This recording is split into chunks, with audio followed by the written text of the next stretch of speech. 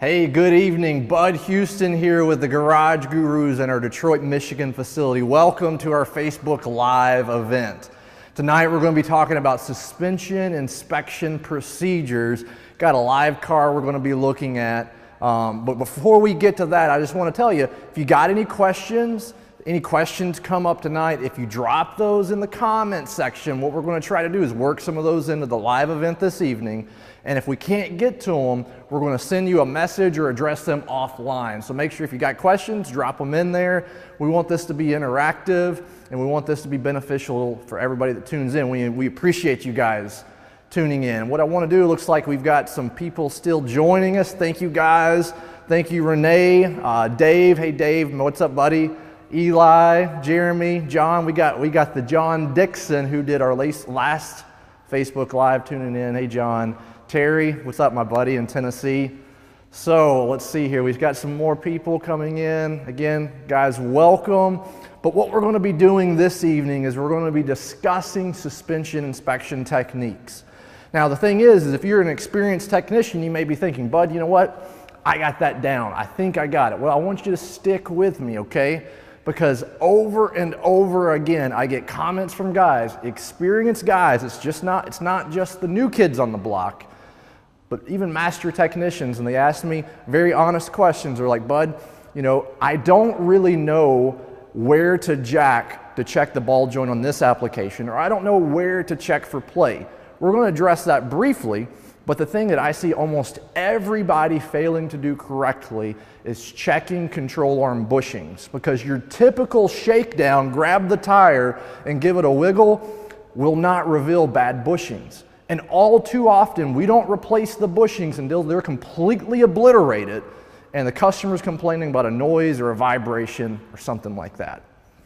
And so we've got to understand that those failed bushings, before they completely come apart, they're causing customer issues. They're causing noises, causing a clunk, a pop noise. They're causing a vibration. They're causing a squeak. We've even seen those bad bushings cause tire wear. Why? Because those bad bushings are causing issues with your alignment. They're causing issues with your alignment because as the bushing allows the control arm to shift forward, backwards, or side to side, guess what? My ball joint position is able to move. Anytime that my ball joint position moves, guess what? My alignment angles change, so that could cause a pull, or what we even see sometimes is the pull while braking. And you may be thinking, well, Bud, that's a brake pull. I know how to diagnose a brake pull. And you're kind of right, because it sounds like a brake pull, but it's not related to any type of braking failure. It's related to that bad control arm bushing. Again, why? Because whenever the bushing is bad, whenever I apply the brakes, that's going to torque the bushing, which is going to allow more movement of my control arm, so it's going to move my alignment angles to a greater degree. Now, let's kind of get to the meat of what we're going to do this evening. We got this vehicle sitting here behind me. What we're going to be looking at is the platform that Chrysler refers to as the LX. This is a Chrysler 300, local car here in Detroit, right out of the back streets. And this is a 2005 model. It's got the Hemi, two-wheel drive. And it's important to say that it's a two-wheel drive because you will find suspension differences between the two-wheel drive and the all-wheel drive. This one's got 165,000 miles. So it's got a lot of miles, so we expect to find some bad parts on it. Now, the guy that brought this car to me, he said, you know what, Bud, I've got a very specific complaint. It's from my wife. And I said, well, I better take you seriously then, right? Because if it was him, I would have told him, just turn up the radio and get over it. But he said, you know what, my wife is complaining that whenever I'm driving around the grocery store parking lot, whenever I'm going to the mall, primarily when I'm pulling into parking spots and I'm hitting the brake, I'm getting a clunk noise. He said, sometimes she said it's a pop or clunk. I said, okay, I get what you're saying. And so like any good technician, what's the first thing we need to do? We need to verify the customer's complaint. So what do? I hop in the driver's seat. I go drive it. Where am I going to drive it? I'm going to drive it in the parking lot first. Why? That's where the customer's complaint is happening. I got to duplicate it. And so I drive it around a little bit. I occasionally get the noise, and then I figure out how to make it make noise every single time. And this helps me in my diagnostics. I get it to make the noise whenever I turn into the parking spot and I kind of hit the brake and come to a pretty firm stop. I get that clunk noise right there. Then when I'm backing out of the parking spot, same thing. Hit the brake pretty hard, I get that same clunk noise. So now my diagnostic cogs are going in my head, right? And I'm like, okay, so whenever I hit the brake, there's something shifting whenever I'm going between this direction and that direction.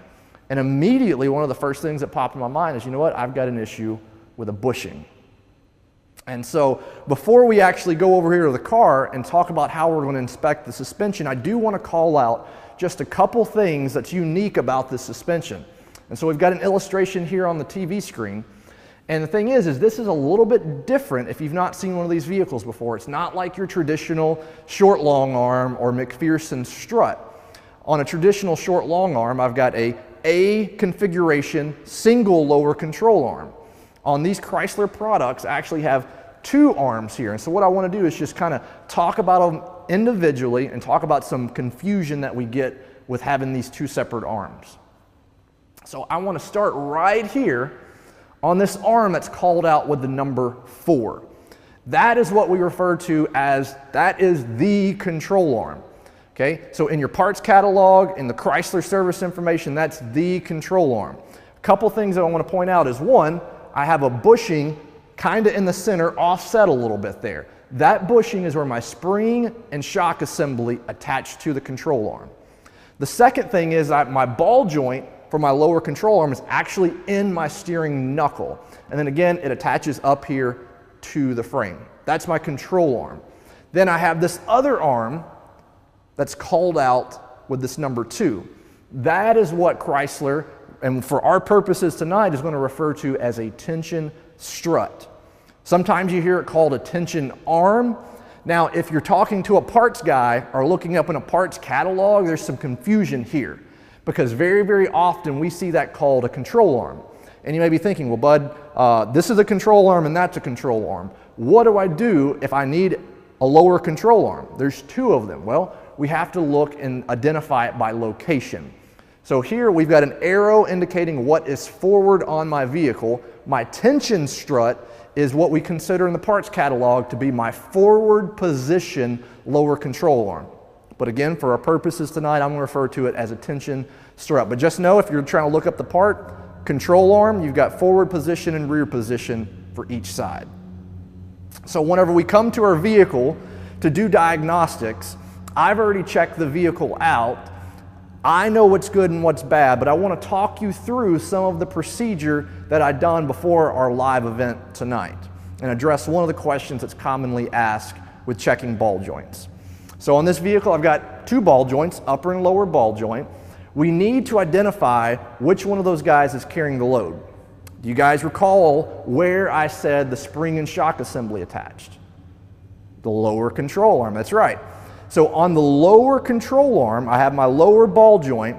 By definition, that guy is carrying the load. So let's answer the question, how do I check the load carrying ball joint on this application? Well, what I need to do is I need to jack the vehicle on the lower control arm. And very commonly, that's the question I really get is, okay, where do I put the jack? Load carrying ball joint, let's put it on the lower control arm as far outboard as we can, and we're going to lift the vehicle so that the tire becomes off the ground. Then what I want to do is not actually doing it, just demonstrating. Pry bar under the tire, and I want to check for up and down or vertical movement. Now ideally, we put a dial indicator in place here, and we actually measure the amount of movement. The manufacturer for this application allows 59 thousandths of wear.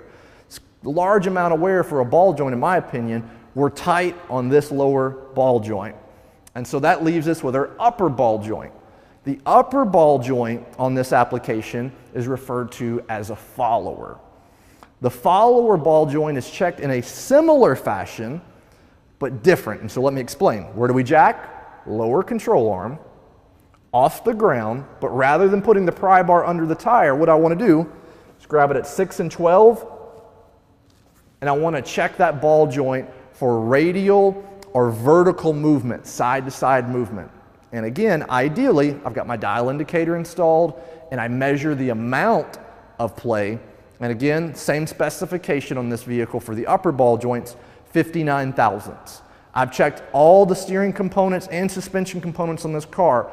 All of the ball joints and tie rod ends are tight, but I still have that noise when I'm stopping, and I think I've got suspension components shifting. So that leads me to checking those bushings. Now, I want you guys to understand that if you think shaking the car down by taking the tire and moving around is going to show you the bushings, you're mistaken, okay?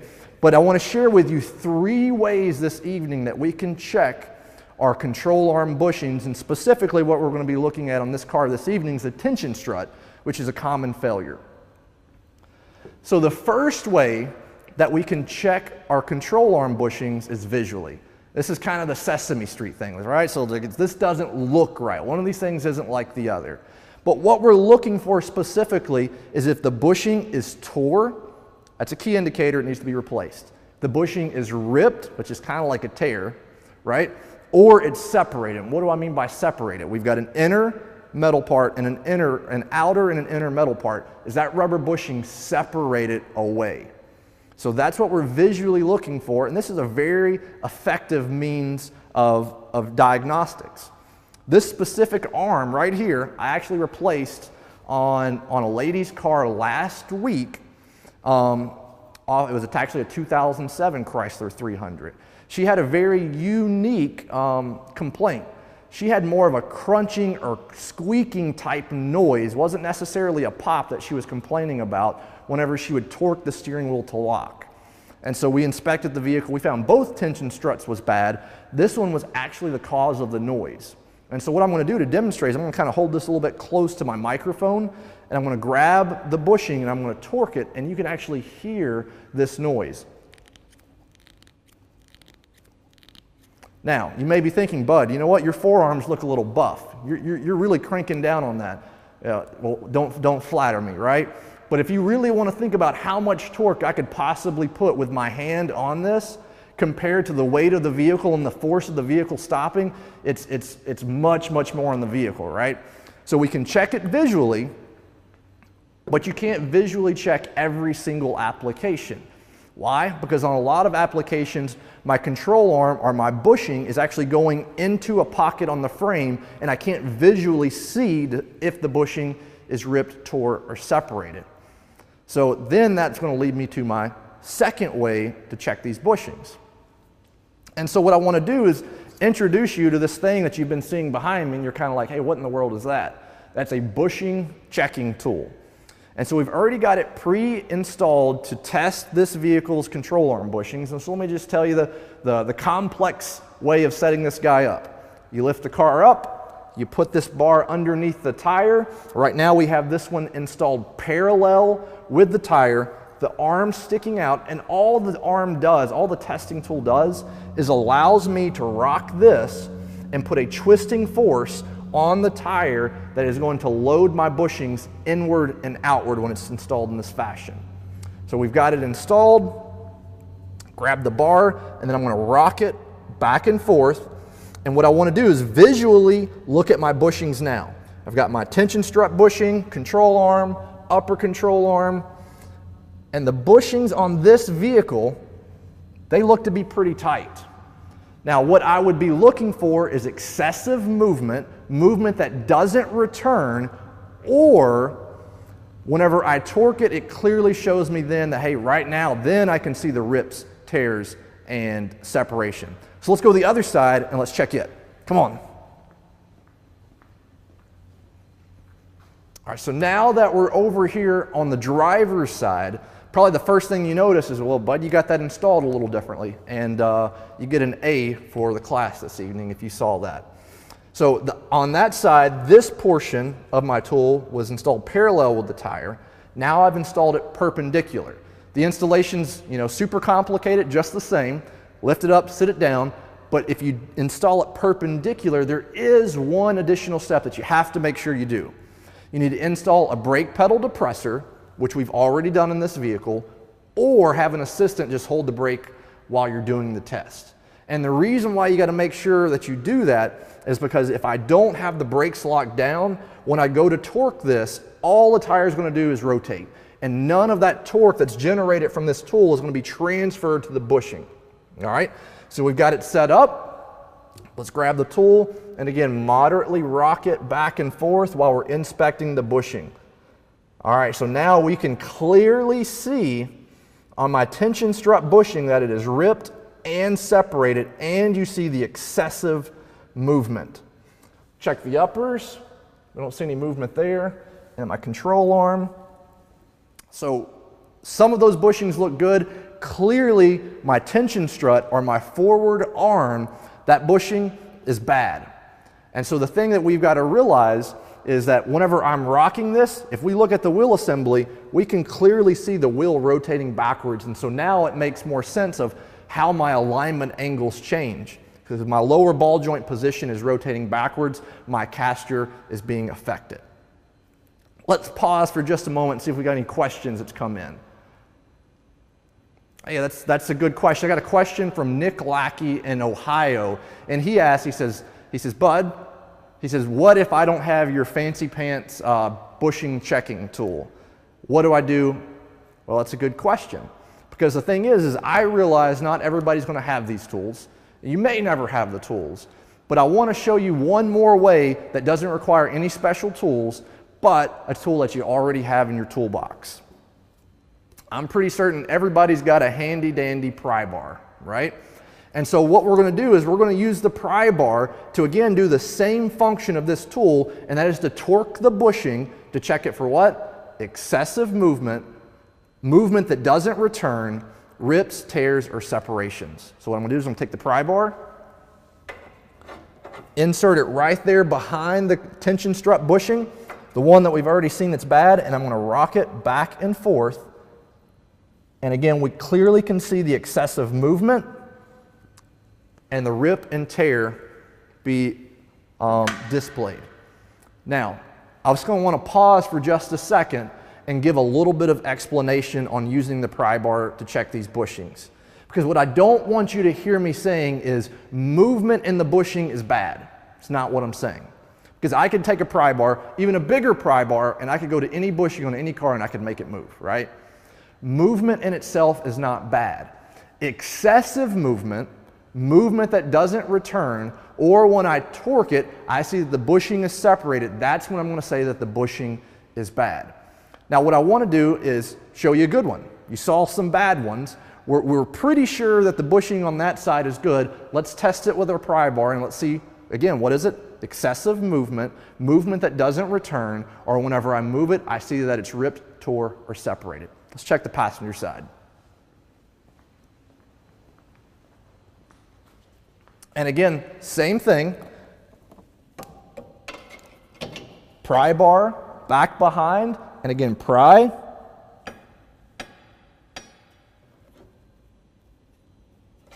Again, we saw movement, but the movement was not excessive. And as soon as I released pressure off the pry bar, it returned. So again, we validated that that bushing is good. So sometimes we get a question about why is this vehicle such a high failure when it comes to those tension strut bushings. And there's a couple different reasons why. And just briefly want to share why they fail so often on these vehicles. First, it comes to the design of the suspension. So again, if we look up here at the arm that's failed, we see that it is going forward and it's at a fairly large angle.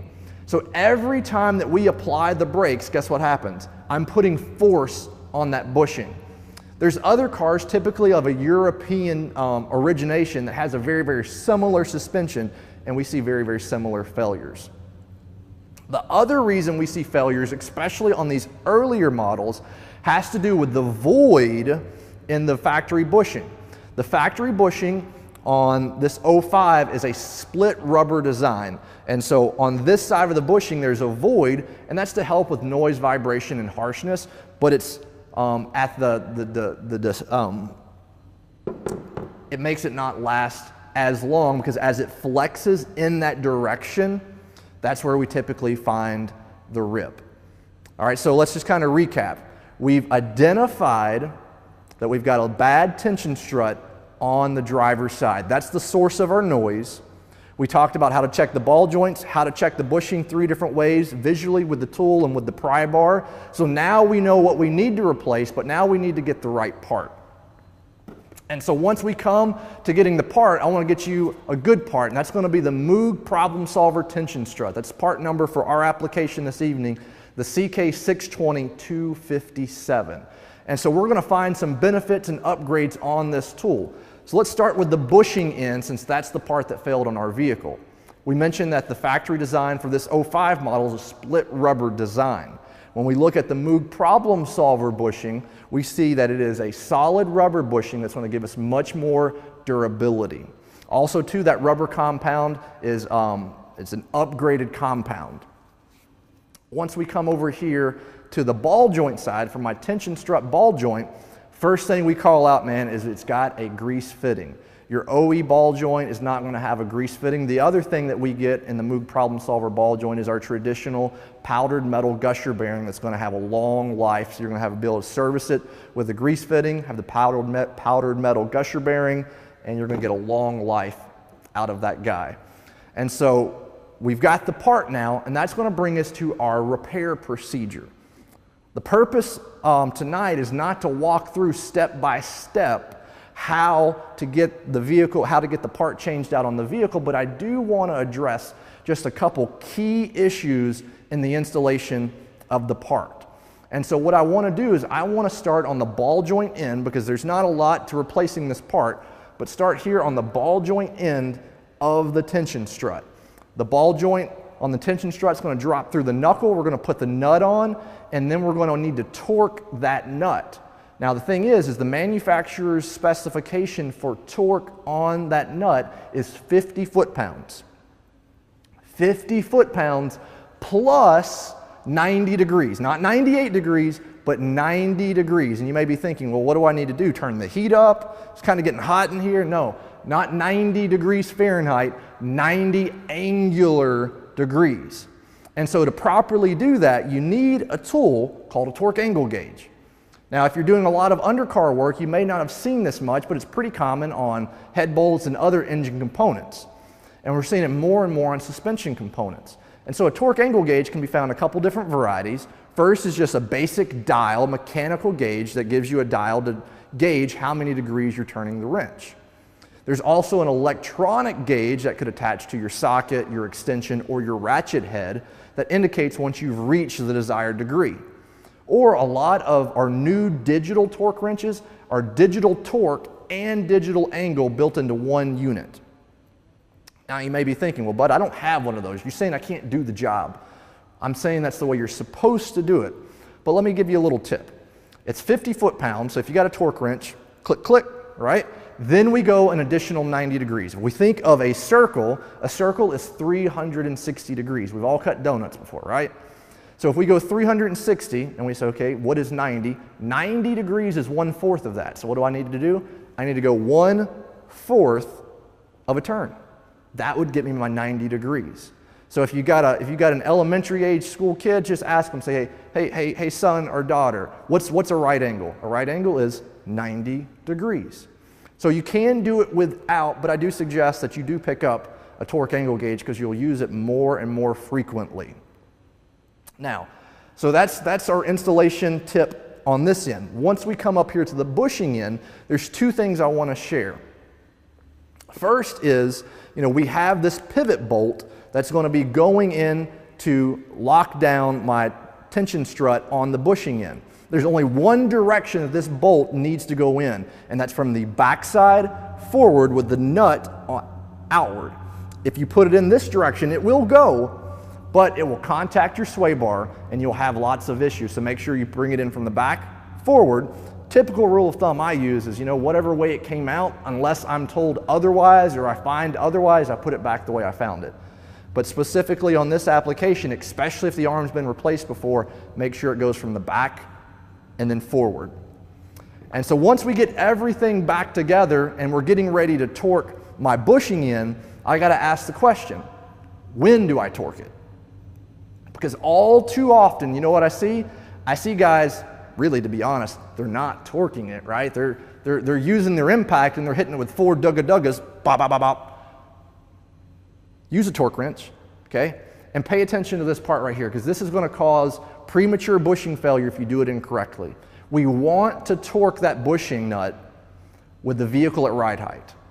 So let me show you what happens if you don't do it at ride height. So here's my tension strut, the suspension is drooped, I come in, I clamp down on my bushing, and then I'll lower the vehicle down, and now my bushing is under tremendous tension. Premature failure is what's going to happen right there. They're not in sync. So now let's show you what happens whenever we torque it at ride height. Okay, the arm is at ride height, the bushing is in its neutral position, the car is in its neutral position, then I torque it and I get these guys in sync, and that's going to give you the longest durability and life out of that bushing. It affects the vehicle so much that I've actually seen if a guy's replaced the control arm on one side, torqued it incorrectly, that the vehicle ride height makes a difference because the bushing is actually giving a little bit of spring action to the suspension system. Now let's see here. Let's pause again. Let me look at some of these questions here. We've got Justin T. from Memphis. And Justin asks, he says, can you replace just the bushing and not replace the whole arm?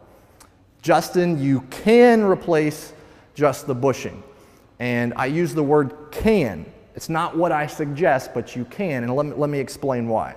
So first, we've got to have a way to get the bushing out and put the bushing back in. And guess what that requires? That requires some special tools and equipment. Now, if you don't have tools and equipment, that's going to be a hurdle that you need to get past. So you really need to look at this and say, you know what, do I have the proper tools and equipment? Do I have the expertise to press the bushing out and press the bushing back in and know that I've done it correctly? The next thing is we've got to look, what's at the other end of the tension strut? Well, it's a ball joint.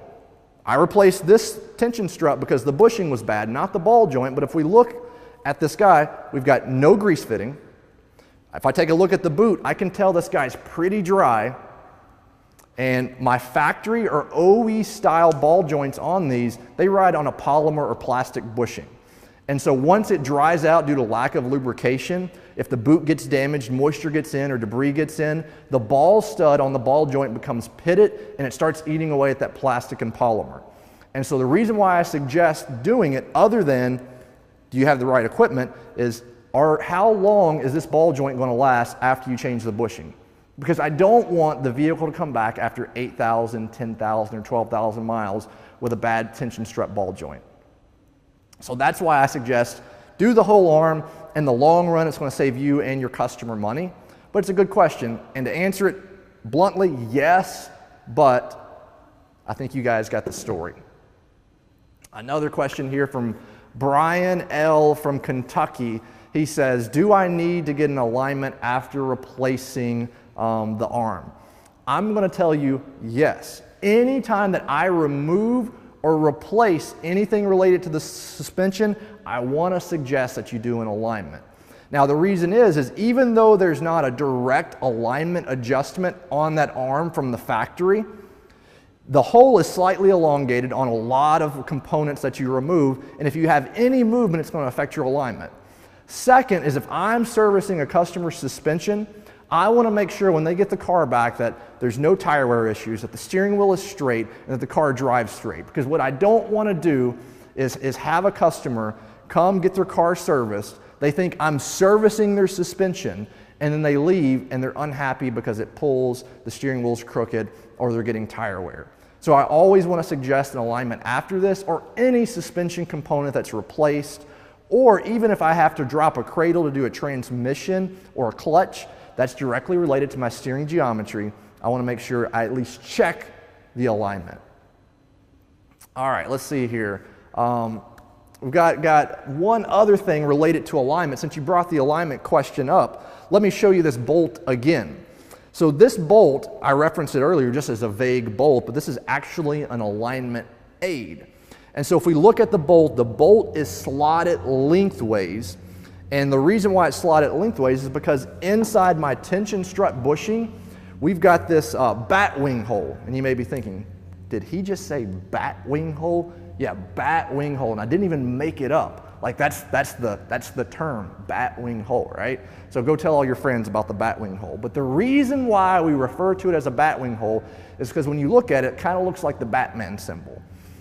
but it has 2 notches on each side of the bushing eyelet. And what those 2 notches allow me to do is offset the position by inserting it in the center for no correction, to the side, on this side, to get a positive correction, or to the other side to get a negative correction of my camber or caster. Now, depending on what arm I install the bolt on is going to depend on if I get a camber or caster adjustment. If I put that bolt in my control arm, I get a camber adjustment. If I put the bolt in my tension strut, that's when I'm going to get caster correction. So let's see here. Got one question that came in a little bit earlier, and this is from Aaron, my boy Aaron in Saskatoon. He says, what if I need more alignment correction than 3/10 of a degree?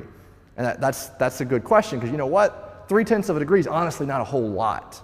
And so we've got the bolt for the 3/10 of a degree. It's really hard to address this question without knowing your specific application and what you have going on in your car, Aaron. But let me address it from 2 different points of view.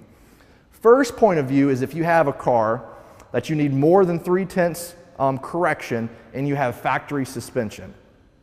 So if we kind of understand what's going on the suspension as the car ages, this car is 12, maybe pushing 13 years old.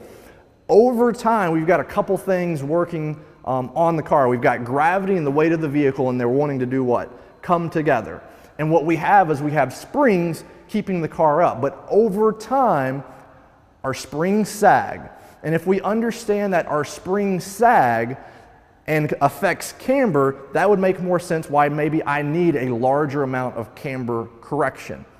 And so if you have a factory suspension and you need, let's say, 1/2 degree correction or more, the first thing I want to do is I want to check the ride height and compare it to the manufacturer specifications.